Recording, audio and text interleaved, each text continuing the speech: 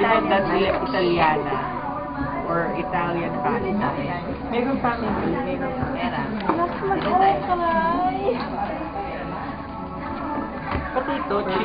Pati to, chicken grill. Di ba pwede naman grilled chicken? Oo nga. Oo nga, di ba? Dapat ganyan eh.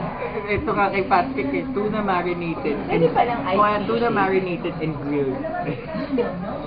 At ng ice tea. Okay, creamy yung process eh. Pinarinate muna ba?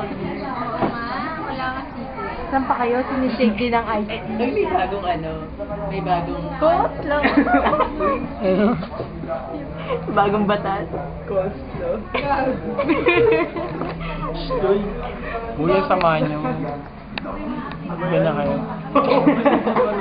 Bak ano? Ano ba? Ano? Iboto. Kung ako yung naaprubahan ko ang batas. Batas coast.